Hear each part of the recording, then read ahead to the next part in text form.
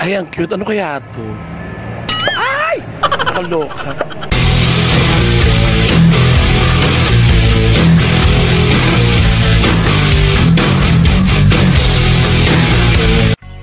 Hello mga ka-rockers, super duper late upload na naman to. Ayan, nung year 2023, ayan, nagpunta kami sa Baguio City dahil sa isang event, birthday show ulit. Ayan, at sobrang tagal kong hindi nakapunta rin sa Baguio, kaya naman nagulat ako sa mga nakita ko dito. Ang dami pagbabago, katulad nitong Leon, no, di ba? Naging makulay talaga yung itsura ng Leon. Dati plain lang yan, wala siyang masyadong pintura. Ngayon buhay na siya, oh. Diba, Leon na talaga, ganon. At syempre, nagtingin-tingin na rin ako para sa pasalubong. Ano kaya to? Ay! Nakakaloka. May pa-surprise. Grabe naman, ang lahaba naman noon. At syempre, ito pa ang dami. Oh, grabe, ang sakit sa puwet niya. Baka kasabsub yan. At syempre, mga ka-rockers, ayan, nakita ko na rin ng sikat na aso dito. Na nagpapapicture ka, ayan ang Saint Bernard. Grabe, ang laki-laki pa na nito. Sobrang laki. Wow! First time kong makita ng malapitan ng asong ito. Sobrang laki pa na talaga.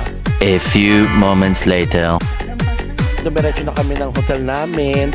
Ayan, para makapagpahinga na kami ng bonggang-bongga. Kasi 4 na oras kami bumiyahe mula Manila hanggang Baguio. At nandito na kami. Ang ganda ng view, grabe. Ito nga pala yung hotel namin, ang Soleo Inn. Dito kami nag-check-in para makatulog ng bonggang-bongga.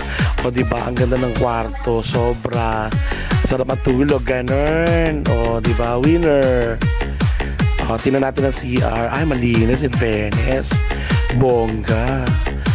At ang ganda ng ng tanawin sa bintana. O diba, at ang hangin sobrang lamig. Grabe, sarap. 8 hours later. At syempre, pagkatapos magpahinga mga ka-rockers, ito na, mag-show na ako. At dito kami sa Newtown Plaza Hotel. Dito ang venue namin. Grabe, ang ganda ng lugar na to. Nakita niyo yung bahay na yan, no? Ang ganda, parang gawa sa tinapay, gingerbread. Ang ganda, I love it.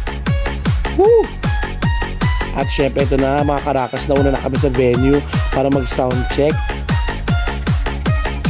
Meanwhile, kaya naman nag-show na ako mga ka-rockers. Ayan, let's get run.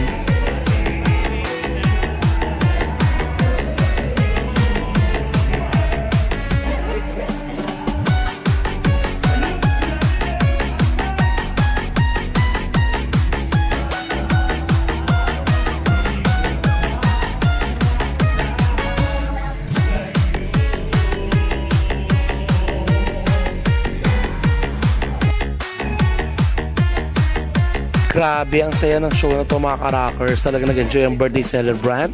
And maraming salamat sa live artist. Kay Tita Maribeth ay nakabalik ulit ako sa Baguio. Sarap, masaya. Kaya naman, for more bookings and inquiries, gusto nyo maging masaya ang ganito ang inyong event, mag-PM lang kayo mga ka-rockers. And don't forget to subscribe and follow sa aking mga social media account. And para sa mga iba pang i-upload ko na video dito sa aking mga account. Kaya kita-kits po, maraming salamat sa panonood. Keep on rocking, rock the world, yeah!